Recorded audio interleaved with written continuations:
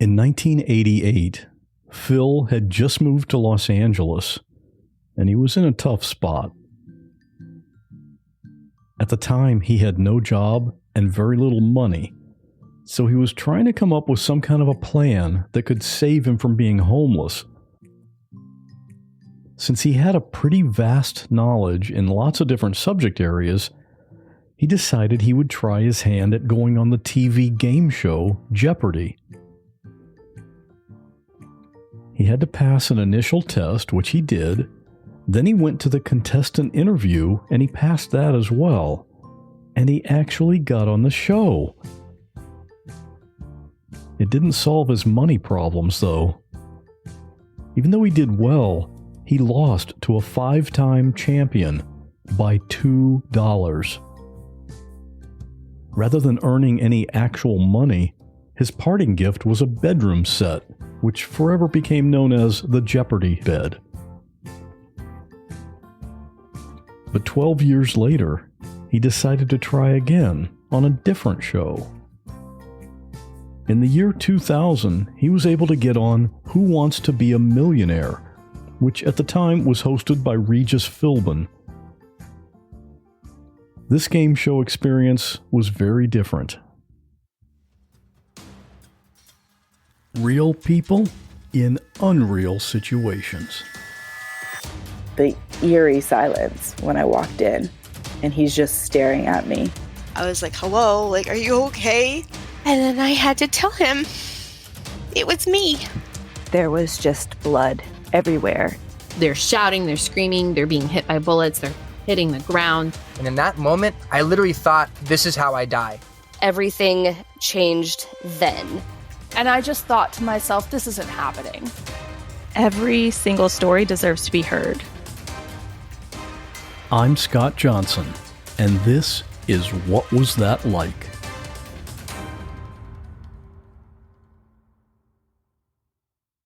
Have you always been pretty good at trivia contests? You know, the answer to that is an emphatic yes. And in fact, I am the guy that in any office setting or even within my peer group, if somebody has a crossword puzzle or a sports question or whatever, I'm kind of always have been kind of notorious for being the guy, the go-to guy in that situation. What caused you to try getting on Who Wants to Be a Millionaire? Several things kind of came together. The first was somewhat of a professional situation I was involved in because I had worked for a couple of banks, a consulting firm, and an insurance company. And we're going back to 2000. And as I think most people will remember, that was during the internet craze. And I had taken a little bit of a flyer, and I was working for an internet company. As in those days, they'd call it business development. You and I would probably call it sales. But initially, I was really excited about it. But about 6 months into this job, I began to realize, like many internet situations, the product we were trying to sell really didn't work. So I already was kind of realizing, I don't think I'm not here for the long term. And at the same time, people kept telling me about this show, Who Wants to Be a Millionaire? And knowing that it was, Regis Philbin, I wasn't that crazy about him. So the first time I just was flipping through the dial after resisting the show, Who Wants to Be a Millionaire? And I saw, the first question I ever saw was, what was the capital of Pennsylvania? And the answer is, of course, Harrisburg, Pennsylvania. That was for about $32,000. And I'm thinking, wow, $32,000 for Harrisburg, Pennsylvania. This is cake. And I also got this very odd feeling, and I'm not, I'm very down to earth. I'm not one of these spiritual types of people who get way into this stuff. And I just got this odd premonition that I'm going to get on this show and I'm going to win $1 million. And it was like almost like a weird impulse. And I pretty much just followed that. Although it took quite a while, actually. And also even just getting on the show was kind of difficult. Yeah. And we definitely want to find out about that. There's this thing as far as getting selected. You call it the fastest finger process. Can you explain how that works and how does that work to get you on the show? Well, much like the show, you had to call an 800 number and they would ask you a question that was framed like the fastest finger on the show. And that is, for instance, they would ask a question, put these presidents in order from the oldest to the most recent. And then it would say, Reagan, Washington, Jefferson, Harding. And so, it would be BC. You'd have to punch in on the phone, dial. You'd have to put in BC AD, which hopefully I think that would have been BCDA, which shows you how going to notice it. Yeah, which shows you how hard this is. I mean, and they would ask you 3 of those questions, and then supposedly if you got 3 questions right, they put you in this pool. And what I didn't realize is it took me months, and then after that, you had to also then they set up a block of time, 15 minutes. You'd have to call in again and answer 5 questions in that same format. And I even did that once, never heard anything. I got to the 5 question thing. And then the second time, after 6 months of calling pretty much every day, and by the way, again, my internet situation at work is getting more and more, the company is really, it's hanging on by its fingernails. And You're on a sinking ship there. I'm on a sinking ship. And the other thing is, in that situation, it's not like you can call up, when you jump out of corporate America and you say, hey, I'm going to internet, they're like, well, hey, good luck, and nice knowing you, because in those days, especially even with a headhunter, it's not like, yeah, well, you're the guy who went to the internet world, and I'm not sure I could find a space for you back in corporate America. So I was pretty focused on this.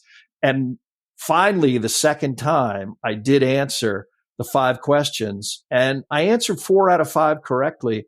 And they still selected me as one of the 10 contestants on my show, and then flew me and my father to New York City.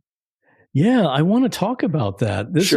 I don't think that's very common for game shows, is it? I mean, no. This show paid for your airfare and hotel? Yeah, it paid for airfare, hotel for me and 1 guest, which could have been anyone.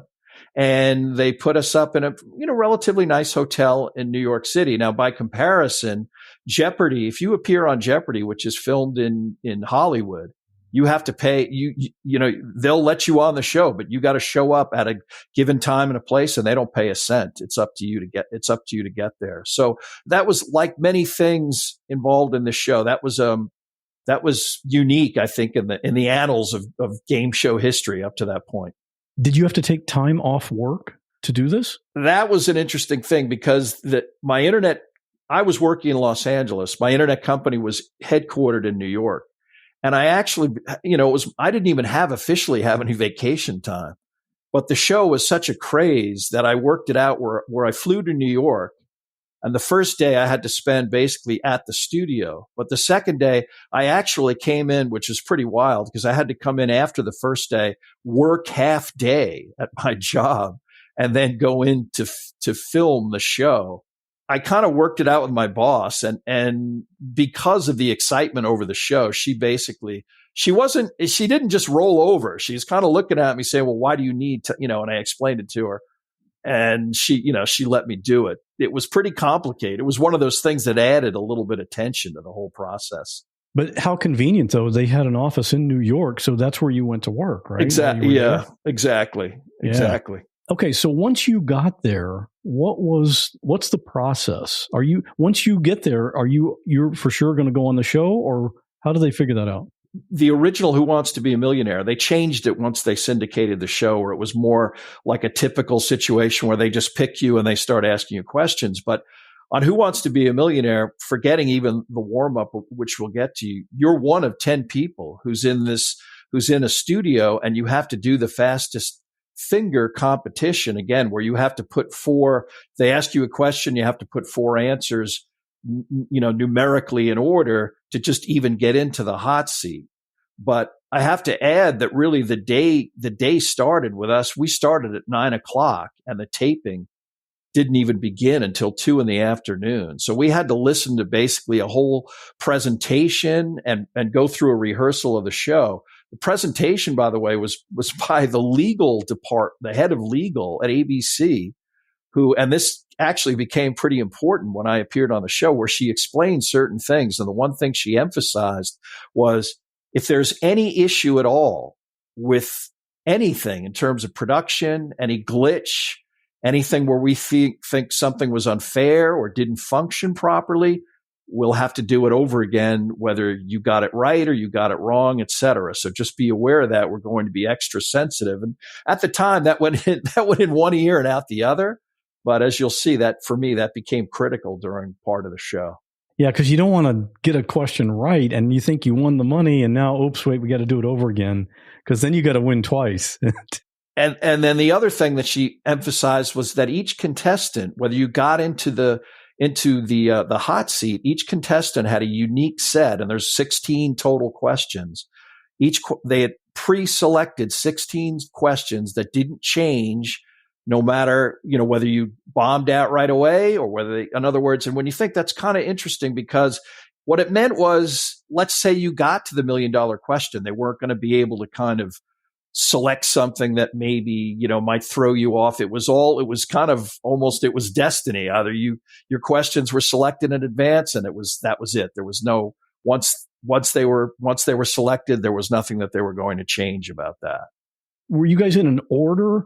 Like who was able to go next, or how did they determine who's the next one to get in the hot seat with Regis Philbin? After this whole process where we even did some rehearsal. By the way, what they do is they bring you into the actual studio. So in the studio, it's like a circle of seats. There's 10 seats, 10 contestants, and you were assigned a seat. And then in rehearsal, they had someone read you a question. And there's this little metal box in front of you it just has, 4 push button things, A, B, C, D. And so they asked the question in rehearsal, can't even remember what it was, but all 3 times they did this, I got it wrong. And the same woman in rehearsal got basically all 3 of the questions correct in the fastest time before any of the other contestants. So that means she goes on first? Well, that was the rehearsal. So it didn't count, and yet it was indicative of this. You're thinking this lady is must be some phenom. So then after the rehearsal is over, this is maybe about 12:30. They sent us to lunch, and we had lunch, and then we basically, because we were in kind of casual clothes, and then we all go back to a dressing room. We put on our clothes. And for the actual show itself, basically the first show that I got on, we lined up backstage in the order that we were going to come onto the stage. And basically this is even before they start filming, but Regis Philbin comes in and they introduce him to each one of the contestants in order. So you're standing in line behind stage and he shakes everybody's hand and, you introduce yourself, which was kind of neat. He was charming and he was very Regis Philbin and everything. And so in his case, though, I was the last person of the new contestants. And remember, the show's a continuation where they already have somebody in the hot seat, okay, from the previous show. And that person was right behind me. So before they even start the filming, we all came out and were in our seats to sit down in front of in kind of watching Regis Philbin, but with our little box in front of us. And Regis Philbin, when the show filming, the taping starts, Regis Philbin walks out with the person who was in the hot seat when the previous show ended. And at that point, we're just kind of spectators, and he's going to ask this guy, questions, and we're going to wait for this guy to either win $1 million or bomb out at some point. So then, again, the taping starts, and it's a little surreal because you're in a TV studio. It's not like you're watching it at home, but all of a sudden, Regis Philbin is asking this guy questions. Now, this particular guy was very methodical, and so it's nothing like television, which I'll also get into, but because they edit the stuff, I'm sure most people would understand. I mean, when Regis had asked this guy a question, he was taking like 5 minutes to answer. Oh, so there's no time limit? No, really? There was no time limit, which is also critical. And by the way, they changed that for, I think, syndication and some of the subsequent shows where they gave you like 60 seconds. Because I do know that previous to me, only a few weeks before, there was a woman who was taking, as she got higher and higher, I think at the $500,000 question, she took 50 minutes to answer the question. Yeah. Which, by the way, she got wrong. I'm just thinking, if somebody asks me a trivia question, if I don't know it in the first minute, I'm not going to know it 5 minutes later either. Well, my sense of that too is the more you think about it, the more your mind starts, especially with with this kind of pressure, it's sort of like a test. You take the first inclination. So I would agree with you, but everybody has their own process, so. Okay. So this guy is already in the hot seat, and how is he doing? Well, again, he's very methodical, but he got to $32,000. He answered that question correctly. Now that's a big number, because if you miss before $32,000, you walk away assuming you get at least 1,000. You get to keep 1,000. But if you get to 32,000 and answer the 32,000 question correctly, you get to keep $32,000, no matter what happens after that. Okay, so you want to definitely at least get to that level. Exactly. So he left. They basically, they said, okay, it's time, the fastest finger. And they asked a fastest finger question about best-selling books. And again, I was horrible. I don't think I even, I barely finished it, and I knew, I just screwed this up. And that's the thing, again, throughout this whole process, I'm starting to get a little intimidated, because I just figured, you know what? I'm going to win $1 million. I know I'm going to win $1 million. And all of a sudden I'm sitting in this dark studio, and I'm thinking, you know what? Maybe I'm not even going to get into the hot seat. This is hard. This is really hard. Well, this woman bombed out. She got to like $2,000, and she answered maybe like 5 questions, and she was gone. Next guy, they say, okay, fastest finger again. They asked, actually, it was an interesting question. Put these states in order from the number of borders it has, how many borders from least to most. And I saw Maine. I said, I saw Maine first. And I said, Maine's got to be, and I put that as the first one. And then I got to the end and I saw Alaska, which has no borders. And I realized again, I screwed up the question. So I didn't even get it right. And I'm sitting there again. And it means I got to sit through, this is now going to be the third contestant. I'm not even close. Again, I'm thinking, wow, this is hard. And if you don't get in the hot seat that day, you just go home? You're toast. Yeah. It's kind of like, this is your one shot, So luckily, again, this guy got to $8,000, and then he bombed out. So again, it's like, okay, time for another fastest finger. So we're on to the 4th contestant. And this time I'm like getting really focused. I'm like, you know what? Come on. I got to do better. This is terrible, And by the way, my dad's in the audience, he's looking at me, which is a little bit additional pressure, because, it's going to be like, hey, dude, like what, what's, you didn't even get it right. I mean, we came all this way. Yeah. 3,100 miles.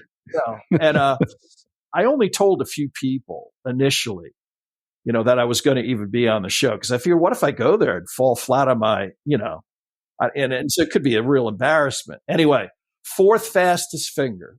Okay. So, or 3rd fastest finger, 4th contestant. They asked the question. It has to do with civil rights leaders. And for some reason, the question just clicked. And I clicked and got all the answers. I said, I know I got that right. And there's this huge board. And as it's right in front of you, it has all the names for the fastest finger. And if you get it correct, your name clicks like bright neon green, and the time. And remember, you got to be faster than any other contestant. Well, I was at the bottom. My name clicks and I can see it's moving very quickly, but I have the fastest time. And they got to the last guy at the top of the thing, and he beat me by 0.5 of a second. So here I am. I figure this is also going to be, because this is the 4th contestant in the hot seat. And they've already, even with 3 people, 2 went pretty quickly. We've already been in the taping now. It's probably at least 90 minutes. And the guy sits down, and he's a graduate student from Johns Hopkins. So I'm thinking, you know what? This guy's probably a pretty smart dude. I'm screwed. I'm totally screwed because we're going to run out of time. I've never even, usually when you watch the show, they only get maybe 3 contestants. This is the 4th contestant. This guy's from Johns Hopkins. And sure enough, and I'm sitting there, and by the way, Scott, this is when it started to sink in. I'm thinking like, you know what? You're not going to win $1 million. I just can't, I almost couldn't process it at that point, And also this guy is whipping through the questions really quickly, and he's not hesitating. He's very composed. in the production, they would stop the taping to edit in commercials. So basically they would just shut everything down, because what they were doing was, during the editing process, they literally, I think they add the commercials they're going to show during the program. And so basically they shut down the production, and they were doing this throughout this whole thing. And the guy who was like the production assistant came over to all of us and he said, after this session, that will be the end of the taping, meaning you're not going to get on. They go back to the taping and they ask this guy this question. This actor in the Godfather series did not win an Academy Award. And the four answers were Coppola, De Niro, Brando, and Al Pacino. And the guy has, like, as opposed to being very confident, all of a sudden he hesitated. And I'm sort of like sitting there with my head in my hands, and I start like sort of peeking through my fingers thinking, whoa, maybe he doesn't know this. And then I'm also thinking, no, this is the gods just tormenting me even more.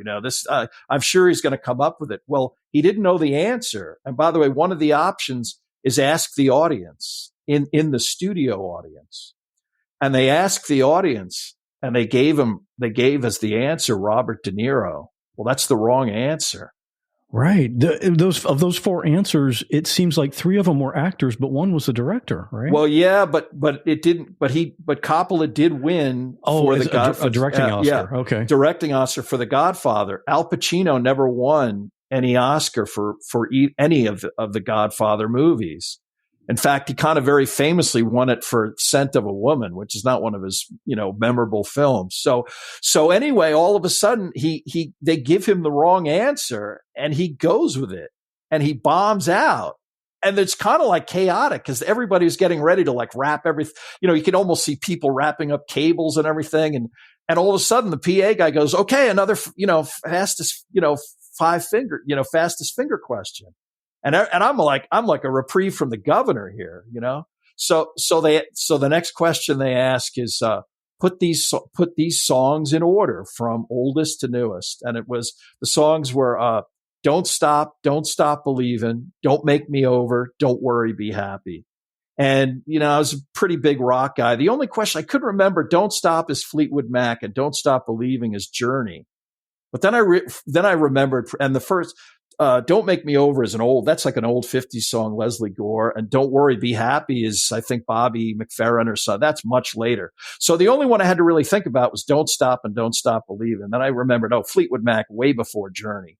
And I plugged that in. And this time on the board, only two people got it right. And I was like 3 seconds faster than the other guy. But I'm still, and then it happened.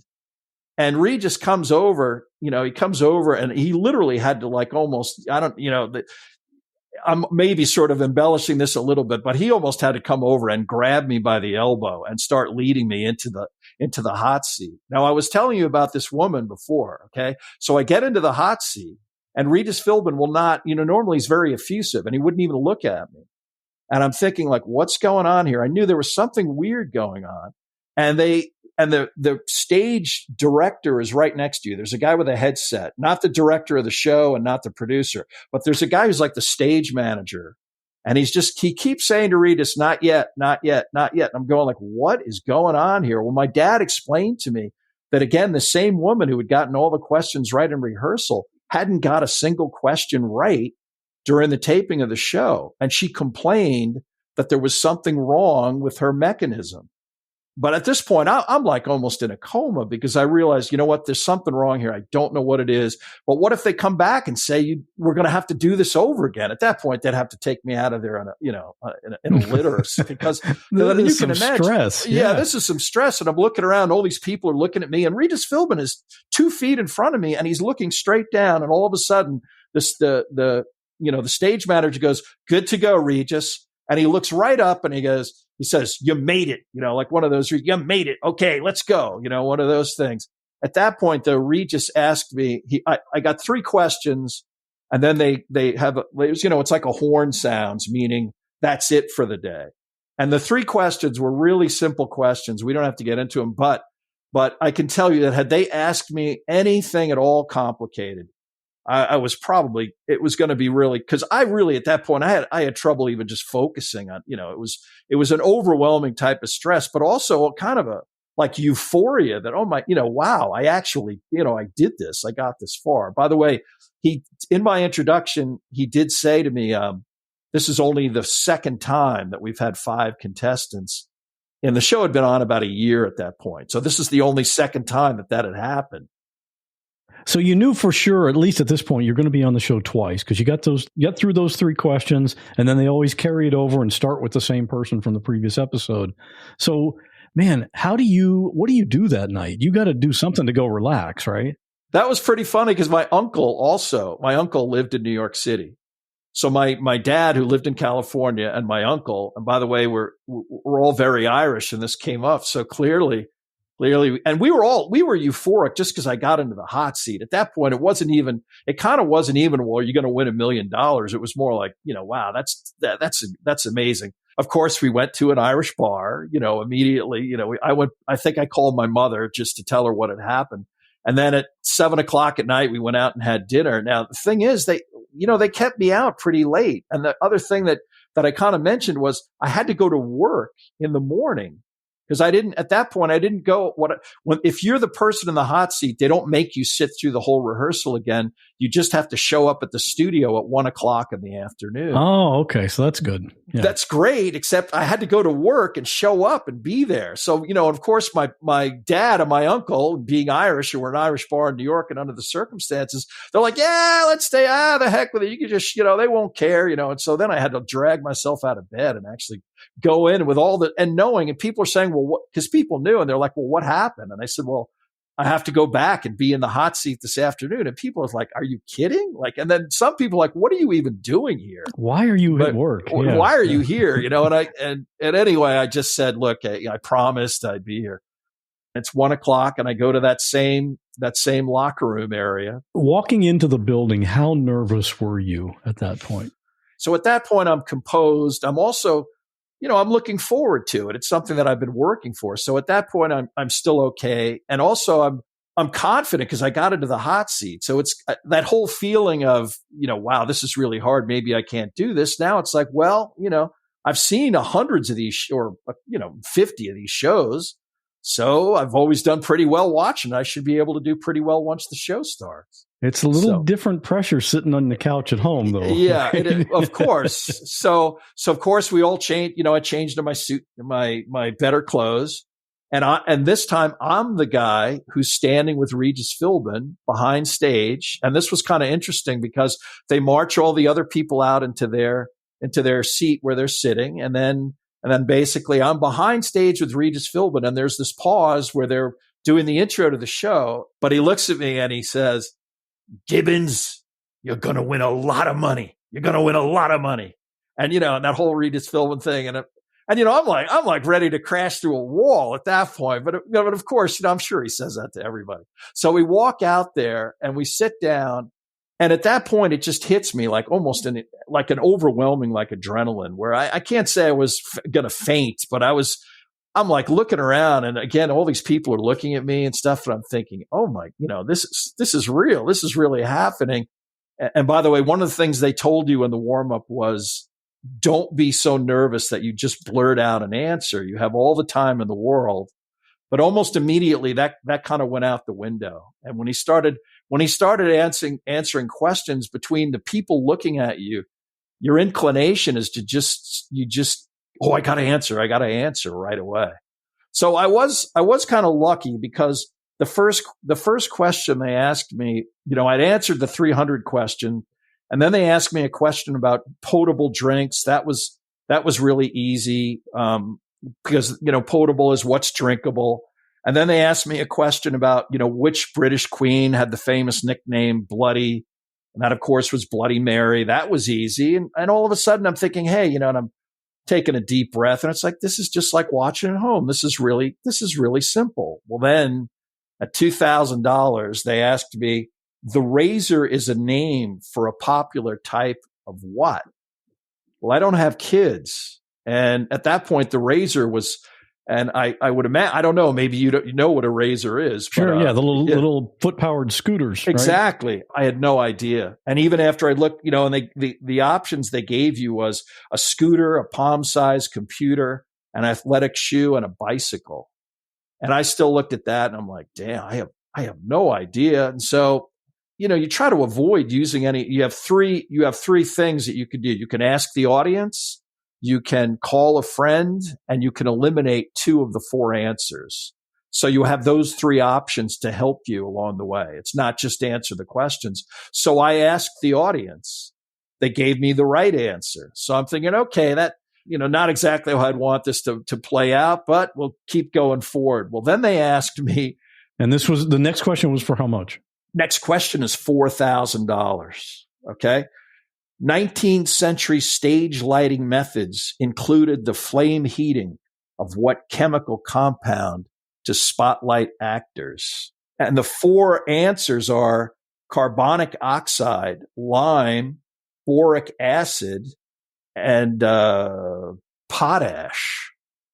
And I'm looking at that. And some people said that was an easy question. I can't figure out why you were so stumped on that. But I looked at that question. This is when the overwhelming between your nerves, the situation, looking around, being almost personally impatient. I was like, I have no idea what the answer is here. So then I just started to try to think. And they said, well, read the question over, think, don't blurt anything out. And I said, well, chemical compound, well, carbonic oxide, that's 2 chemicals. Maybe that's the right answer. And I said that out loud, and Regis Philbin looks at me and he said, now, are you sure, or is that a guess? Well, I had known after seeing so many programs that if he says that, and he doesn't know the answer, but he thinks he knows the answer, when he uses that phrase, he is pretty much telling you that you're about to give the wrong answer. And so I I hesitated again. And I said, well, Regis, I don't know. And he said, well, you got some other options. And I said, okay, let's eliminate 2 of these. So it left me with boric acid and lime. And so I'm sitting there and I'm looking around and I said again, well, boric acid, they use that for a lot of different functions. Maybe it's boric acid. And without even hesitating, Regis Philbin says again, are you sure, or is that a guess? And now I'm going, oh my, come on, like what? And it's $4,000. And I'm just thinking, and whenever I see somebody on television who lost at 4,000, I think, God, that guy's thick as a brick. That's an embarrassment. Yeah, that's an embarrassment. So I'm looking around and I'm saying boric acid, lime. And by the way, in a studio like that, there are lights everywhere. And I'm thinking the word boric acid, lime. And I look, and all of a sudden the word lime and light in my mind came together. And I realized you're in the limelight. And that because they edited this way down, but they do show, like they didn't even show Regis saying, are you sure? Is that a guess? All of a sudden I say, oh, something just came to me. And I said, you're in the limelight. And Regis Philbin is like literally a foot away from me. He goes, Phil, you're a genius. People said, well, gee, why did he do that or whatever? Right before that, he did banter a little bit with my dad and my uncle. And he asked, what did you guys do last night? And my dad and my uncle look very New York Irish. I said, well, my dad and my uncle and I, we went to an Irish bar. And of course he said, oh, of course you did. And everybody started laughing. And so one of the reasons I think he was being very, kind of nudging me a little bit was because he didn't want me to bomb out right after we had this, wonderful discussion with my dad and my uncle. So it was like, okay, come on, let's keep you up and let's breathe some life into this pathetic character here, If you think about it from his standpoint, he wants people to really win a lot of money because that helps. That's good for viewership and ratings and everything. And he's not paying out the $1 million. Exactly. So who cares? Right. He'd rather see people win. Yeah, exactly. So the next question is, what actor made his motion picture debut as the star of the 1970 movie Hercules in New York? And this one was for $8,000. $8,000. Okay. And the answers were Nick Nolte, Robert De Niro, Robert Duvall, Arnold Schwarzenegger. Now, remember, it sounds like it's obviously Arnold Schwarzenegger, but the year is 1970. And that's kind of early for Arnold Schwarzenegger. And I even said out loud, I think it's Arnold Schwarzenegger. I knew it wasn't Robert Duvall, which I even said, because Robert Duvall's first movie was To Kill a Mockingbird. But Nick Nolte, it's not Nick Nolte, but I was thinking it could be Robert De Niro, and it could be a curveball question. I phoned a friend, and luckily this guy was a, popular culture junkie. And so he knew right off the bat. And I got that answer, which was Arnold Schwarzenegger, which I kind of knew anyway. But Scott, the problem now is I'm at $8,000 with a lot of territory still to cover. You got a long way to go without any lifelines now. With no lifelines. So at that point too, they go to a break, and no one is really talking to me. Like the production assistant comes out and just says, "Hey, well, look, you're at $8,000. Do you want a glass of water?" And he just walks away from me because they're figuring this guy already. They're mentally preparing for the next, how we're going to move along to the next contestant. Right. Assuming you're gonna lose. Yeah. Yeah. Well, then something odd happened. The question they next showed on the actual program was not the question they asked me in the studio. In the studio at $16,000, they asked me, the annual Pulitzer Prize Awards are bestowed by what university? Harvard, Yale, Northwestern, Columbia. And this one I answered quickly. I said, the answer is Columbia. And so that was pretty straightforward. I got it right. I felt a little better. The question they asked at $32,000 was, what musician sings the theme song for the TV series Dawson's Creek? And the answers were Alanis Morissette, Sarah McLachlan, Tori Amos, and Paula Cole. Now, remember, I'm at $32,000 in the studio, which is a big number. And if I get it right, I get to keep $32,000. Well, this is kind of a funny exchange. On the other hand, I don't know about you, Scott, but Dawson's Creek wasn't high on the list of television shows that I was religious. I've never seen an episode. Yeah, exactly. And so I look at Regis Philbin, and I just said to him, Regis, you're killing me here. I mean, Dawson's Creek. And he just looked at me, and the whole audience started laughing. And he's cracking, he's laughing and then he says, "Oh, you don't watch Dawson's Creek?" And I'm like, "No," and so, and again, I'm like pretty frustrated. I started just thinking out loud, and I finally whittled it down because Paula Cole, I'd never heard of. And I just said, Paula Cole, she's somebody I've never heard of. I've heard of the other three. They're pretty famous. Maybe she's singing the theme song to the show. Well, he kind of looked at me and he was like, good luck, and then I kind of stopped because I wasn't sure. Well, geez, maybe again, I don't know. Maybe I'll think about it a little more. Well, the stage manager is standing right next to me. You can't see him on camera, but it's a TV studio, which is so much more enclosed, and it looks like you're in Shea Stadium or something, but you're not. It's a tiny studio. And he's standing close to me, and he keeps saying into his little headset, "Are we going to throw a break here? Are we going to throw a break here?" Meaning basically when this loser loses, because he doesn't know the answer, he's going to be gone. Are we going to either stop the taping, or are we going to go to the fastest finger? What are we going to do? And clear as a bell, I hear in his headset, I hear the voice, and I think it was the producer of the show or director who's in a booth, watching this. I hear clear as a bell, no, he's going to get it right. Oh, and you had already said out loud Paula Cole. I had already said Paula Cole. Okay. My first reaction was, oh my God, the whole studio must have heard that. Like Regis must have heard that. That's how like loud. And then my mind started to play some tricks on me, thinking like, maybe I didn't really hear that. It was like that kind of intense pressure. So I'm hemming and hawing, and I think, well, I got nowhere else to go. And I think I heard that. And I say Paula Cole.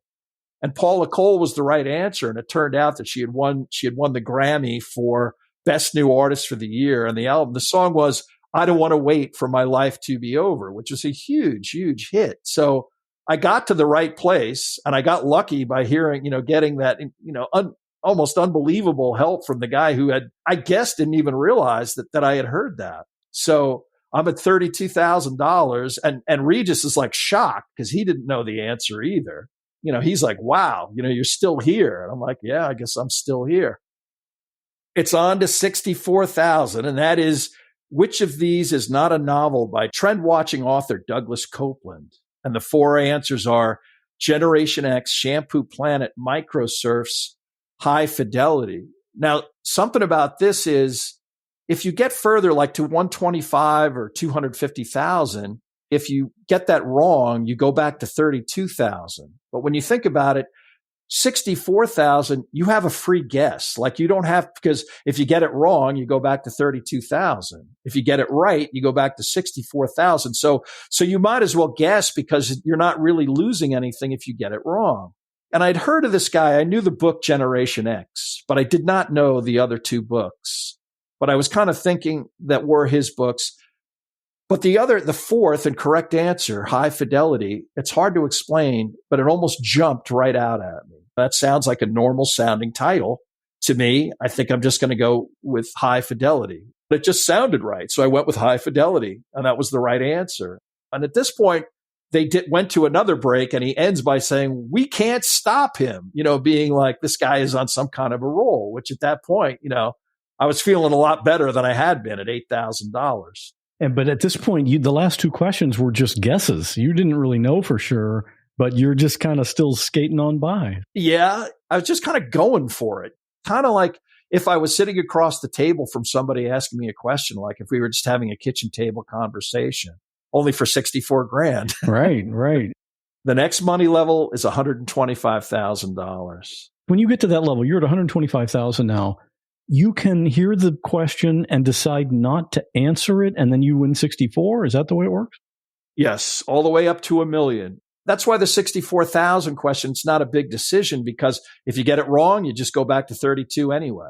It's a little different than on Jeopardy, where you have to bet a certain amount before you even hear the question at Correct. the end. Right. Okay, good. So the next question at 125 is in 1997, the National Organization Students Against Drunk Driving changed the last words of its name to what? And the four answers were discrimination and denial, drugs and drinking, danger and delinquency, and destructive decisions. Mentally, I'm looking at discrimination and denial. Well, that has nothing to do really with the organization, really. The next one I eliminated. I saw danger and delinquency. Well, nobody's used juvenile delinquency for 40 years. I even said, that's an archaic term. And then drugs and drinking, destructive decisions. I'm thinking drugs and drinking, some PR guy did this anyway. Destructive decisions makes a lot. That just sounds better. That's what somebody would sit down and focus group and all this kind of stuff, where drugs and drinking, and you get drugs in there, that's almost off-putting and stuff. So that has like almost a stigma attached to it. So I said, Regis, I think it's destructive decisions. And so he said, are you sure you want to make that your final answer? And he was kind of like, because he's thinking he had no idea. He's looking at me and he sort of even hesitated. And I said, yeah, I think that's my final answer. And he kind of tried to play out the suspense. But when he did that, that would be cruel if I got it wrong, but you know what I mean? Right. But he sort of played it out and he goes, for 100, and he played it out and I got the right answer. So at this point, you've won $125,000. Right. Are you still in the game, or are you thinking, man, what am I going to spend that money on? No, I know I'm totally in the game, but I was thinking I could go a lot further here. I had a rough patch, but I'm feeling really good right now. And the funny thing is, there were times thinking, wow, this is wild. I'm not even nervous, except that then I would reach for a glass of water and the water would be shaking visibly. So I realized it was some kind of like an adrenaline, like an interesting feeling that, frankly, I think it's sort of like you just got into that zone, of whatever it is, where it just, you're just totally comfortable. All right. So now you're at 250. 250. Yeah. So which country encompasses all of Asia Minor? Turkey, Indonesia, Iran, Ukraine.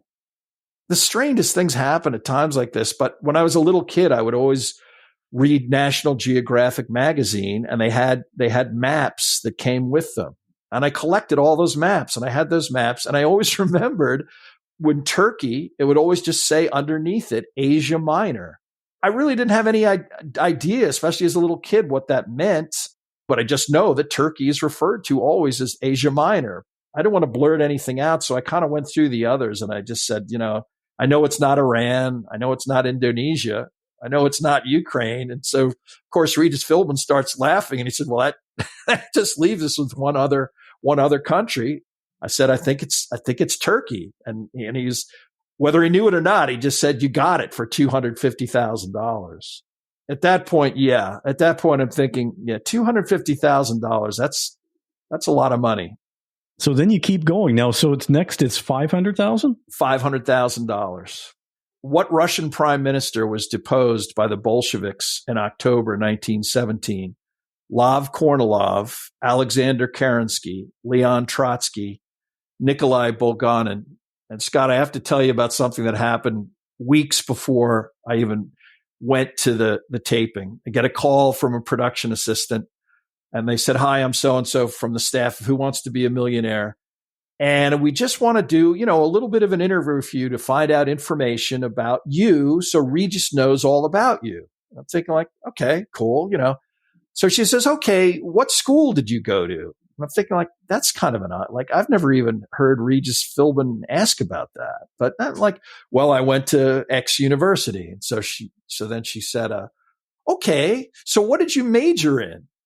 And I'm thinking to myself, being somewhat streetwise, said, you know what? This has nothing to do with Regis. They're trying to figure out what I know, and I don't know. So I said, I had an independent concentration. That's where you could put together, a bunch of courses and go to a dean and they can okay it for you. And so she was pretty sharp. And she said, well, okay, so your independent concentration, what courses did you put into that? And so I thought, and I said, well, what are two things I know absolutely nothing about? So I said theology and anthropology. And then it confirmed like the next couple of questions, what sports do you like? And I didn't want to be like a jerk and just say, I don't like sports or I don't watch sports, because then they probably think, you know what, this guy's kind of being cagey. I said, well, I don't really follow many pro sports, which there are people like that. I said, but I do follow horse racing really closely. Because I knew they're not going to ask a horse racing question, but I don't come off like somebody who's trying to be cagey with her. Right. You're not trying to game the system, sort of. Exactly. And you wonder, well, why did he tell that story? Well, the reason I told that story was because I majored in European history with a minor in Russian history. So when I saw this question, it was pretty stunning because I knew the answer right off the bat. And again, I was so kind of nervous, but I did say to Regis Philbin, Regis, I do have an interest in Imperial Russian history. And I can tell you that it's not, Bulganin. And I kind of defined who he was, and Leon Trotsky. I defined who he was. And Regis Philbin, when this question first came up, he's looking at me like, it's too bad. This kid's been on a roll. Right. Nobody's going to know this. Yeah, he's going to wow. Okay. Well, all right. Let's see, And I'm going through this, and all of a sudden his eyes are getting super wide. And he's going, damn, I think this kid knows the answer. And I finally get to Alexander Kerensky, and I say Kerensky was and I even said the prime minister of the provisional government, because we don't need to get into Russian history, but that's a little bit more detail. It's kind of like, yeah, that's somebody who probably knows what he's talking about here. So he didn't even hesitate. As soon as I said, yeah, so Kerensky is my final answer. He goes, you got it for $500,000. Because he knew that I had gotten the right answer. By the way, the studio audience already was getting pretty excited, but at this point, they're flipping out. For this show, my uncle and my father were right behind me, and they're flipping out too. Now, the thing is, I can't see them. I can only see a little bit of the audience. All I can really see is, it's very surreal, is a huge panorama screen of me, just only me. It's directly in front of me. Of course, after that, they went to a break, and I sat there for a solid 10 minutes, just sitting there looking around. And in fact, the producer of the show came up to me and said, hey, we do a show where we bring back some of the big winners. So don't, and I think what he was really saying is, don't screw up here, because you probably got a shot at coming back here again. Then we're sitting there and they come back. And I have to say that this was kind of I don't want to say downer, because the whole experience was amazing, but they, we're sitting there and Regis goes to the $1 million question. And it was, in the US, the Sony Walkman personal cassette player was originally marketed in 1979 under what name? And the four options were Soundabout, Listener, Eardrummer, and stow away. I had no idea. I just said, Regis, I don't have any idea. And he said, he tried to sort of push me to take a guess. Because by the way, as we kind of discussed, if I get it wrong, I go back to $32,000. Right. And you could just decide not to answer and you're at $500,000. And I keep the $500,000. And by the way, before I forget, I'm the only person to be out of lifelines at $8,000 and make it to the $1 million question. At that point, I'm, especially after being on Jeopardy and losing by $2, I'm thinking, I don't want to bomb out here. I'll be like the biggest loser in history. So I'm keeping the 500,000. And he was a little disappointed only because I think, he was ready for me to almost, it's like if this kid wins $1 million, this may be on the cover of People magazine. This is pretty wild. So, but I just walked away and that was the end of it. And the correct answer for that one was? The correct answer for that was Soundabout. And some people said to me that actually in Europe, they kept the name Soundabout. It was always Soundabout, but I had never heard of that. But you didn't get a check right away though, right? No. And in fact, one of the things that they tell you is the show has to air. This was July 24th, 25th, and the show didn't air until August 13th, August 15th. 2 or 3 weeks later. That was a long 2 to 3 weeks. I mean, So if they don't decide to air that show, you don't win anything? No, but that was again the woman who came out, the legal person who came out. Basically, she said that you just never know. There's no plans not to air it. We don't have any sense that we're not going to air it, but for whatever reason, if we don't air it, you do not get paid the money. Now, I mean, the chances of that were pretty long, but they just want you to be ready for that possibility. Yeah. Yeah. Okay. I was still, of course, working at the internet company, and I went to lunch one day and I came back and there was a FedEx envelope sitting in my chair. I gave my work address because I didn't want them sending a $500,000 or any check to my home address where I wasn't going to be there during the work day. So I gave my work address. And so I came back from lunch and there was a FedEx thing just sitting, the secretary, she didn't know what it was. And she left it on my chair and I opened it up and it was an envelope with a check inside for $500,000. Well, that's a nice lunch. Yeah. And then the funny thing was I went to a local Bank of America branch and I was a Bank of America customer. And I said, I'd like to deposit this check. And she looked at it and the manager came over and even had a sense of humor about it. And he said something like, well, that we're not going to hand you if you want, you could deposit it into your account. I said, yeah, I know. And she said, it's going to take a couple days to clear. And she's getting ready for me to start jumping up and down. I said, I got it. Just deposit it. Give me a receipt and we're good to go. But I did have the receipt because they give you, a deposit receipt. And I think I had that on the refrigerator for at least a couple of years after that. Now, when you wrote something to me originally, you said that the bank manager there tried to schedule appointments with you for lots of salesmen. What was that about? Well, so they knew that I'm sitting there with $500,000, and all these branches have people who can be your personal banker.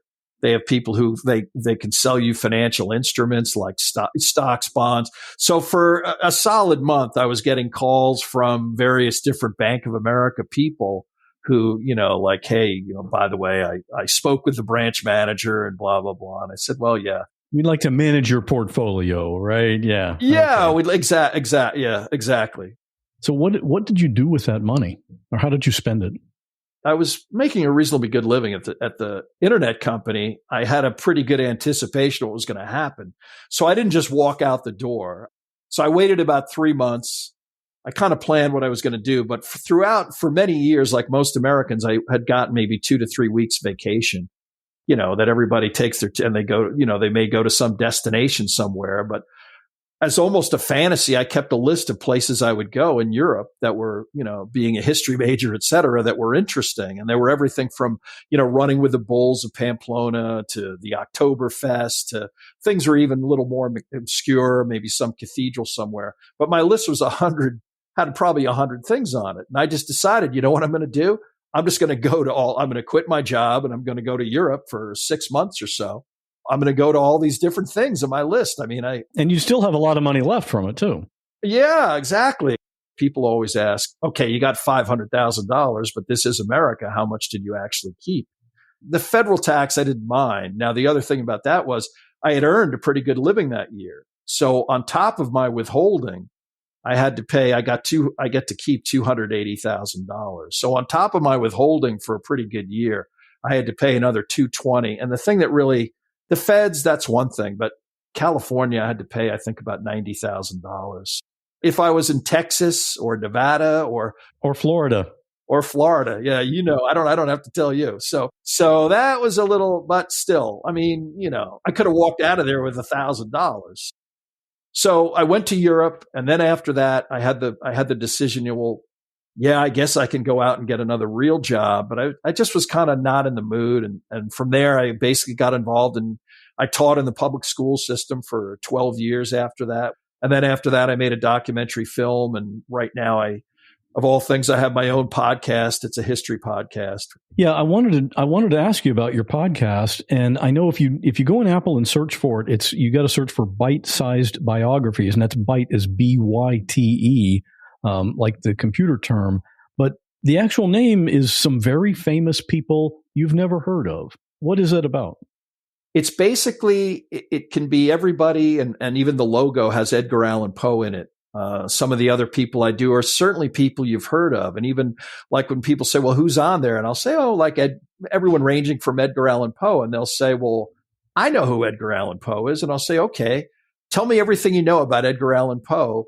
And they probably get through about 30 seconds. And they don't know, for instance, that he's the only American literary figure who got kicked out of West Point or even attended West Point. So that's one. I do people like that are, again, quirky, but famous. But then I also do people, there was a movie called The Duke, and it was with Helen Mirren. It's a fabulous movie. And it's about a guy who basically, he's kind of a gadfly, and he decides to steal the painting of the Duke of Wellington from the British National Museum. I just recently did one about the 3 guys who escaped from Alcatraz, who got out of Alcatraz and were never heard from ever again. It's stuff like that. It's just things that people, It kind of reminds me of Paul Harvey talking about the rest of the story, the stuff that nobody really knows. So people could probably scroll through your list of episodes and pick out people that they might be interested in and learn more about them.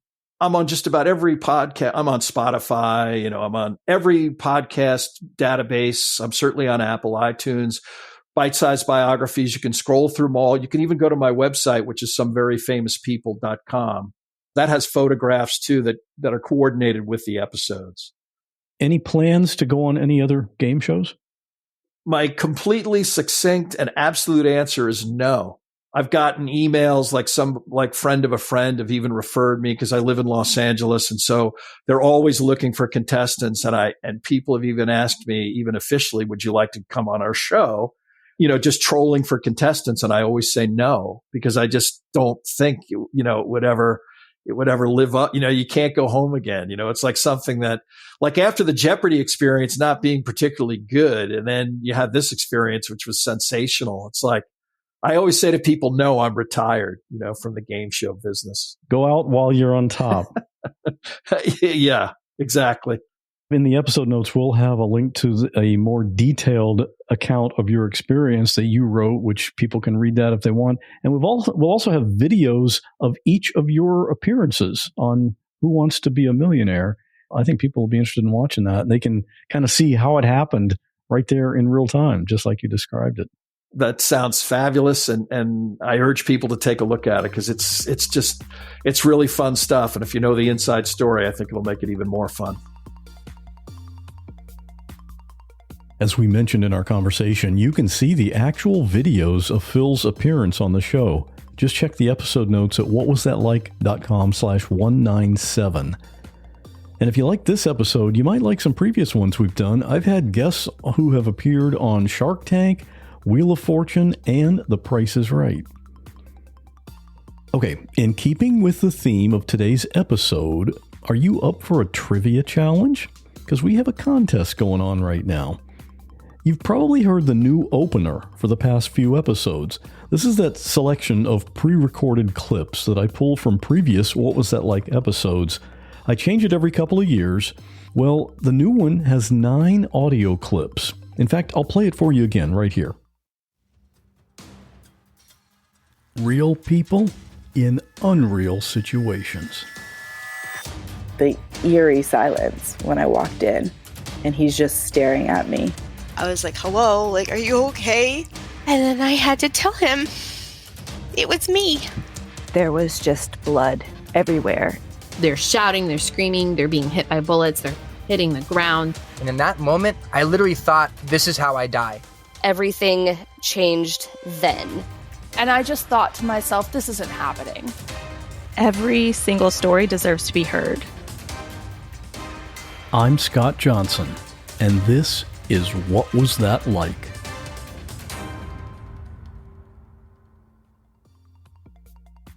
Your assignment is to figure out which past episodes each of those clips came from. And it's not easy. In fact, I posted this contest in the Facebook group a couple of weeks ago, and we still don't have any winners. What we're doing is this. The first 3 people who get all 9 correct get any item they want from What Was That Like merch. That includes t-shirts, hoodies, coffee mugs, all kinds of stuff. Those things can all be seen at whatwasthatlike.com/merch. To enter the contest, which is completely free, by the way, you have to send me an email. The email address is scott@whatwasthatlike.com. And you just have to list 1 through 9, the name of the episode where each of these audio clips came from. So if you think you're up for it, put on your detective hat, or your researcher hat, or whatever hat you want to wear, actually, and send in your entry by email. And we also have a fun question going on in the Facebook group this week. The question is, if you had to eat only one food for the rest of your life, what would it be? I knew my answer in about a half second, and lots of other people chimed in too. If you want to answer that one and join in all the other great discussions we have there, come on over to whatwasthatlike.com/Facebook. Graphics for this episode were created by Bob Bretz. Full episode transcription was created by James Lai. And now we're about to hear this week's listener story. Every episode ends this way, with a story sent in by a listener. You have a story, you know you do. Just record it on your phone, make it about 5 to 10 minutes, and email it to me, scott@whatwasthatlike.com. This week's story, which needs a content warning, is from a listener whose stepbrother was a pedophile. Stay safe, and I'll see you next time.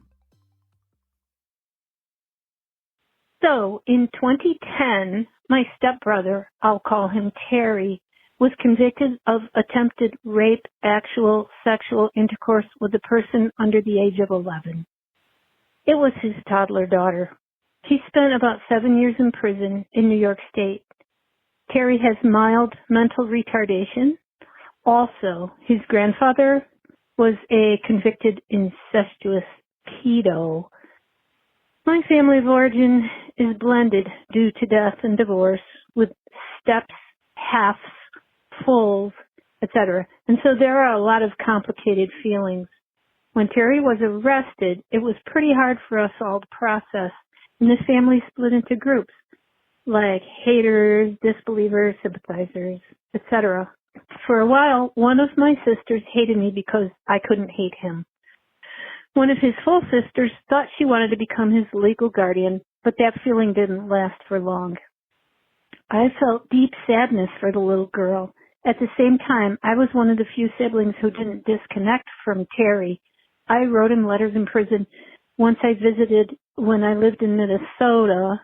I think I was his only visitor for his whole time in prison. Prison is its own weird world with its own rules and logic. I had to strong-arm Terry's other full sister to help out when he got out of prison because I live far, 3 hours away, but still, she did step up with me pushing her. Terry calls me on the phone almost every day. We're both in our late 60s now. I listen to him when he stresses out and try to remind him he will make it through whatever worries him. But for the most part, he's like a 10-year-old, and I guess we're friends. I'm in contact with the daughter, his victim. I see her every few months. Her guardian will not talk to her about anything in her past, but she hears it from her babysitter and her stepbrothers. I'm afraid to say anything in fear of being shut out, but I maintain the connection with her guardian in case the daughter might need me for anything in the future. I can't put into words exactly why I couldn't abandon my stepbrother. Maybe because his dad, my stepfather, and I didn't have a good relationship until the end of his life. And I feel I have to watch over Terry for him. It's almost like a mysterious grace that connects us. I've helped find him places to live. Not an easy thing. We usually don't talk about his past. I think I've sorted out everything I need to feel, and I can't put that in words either.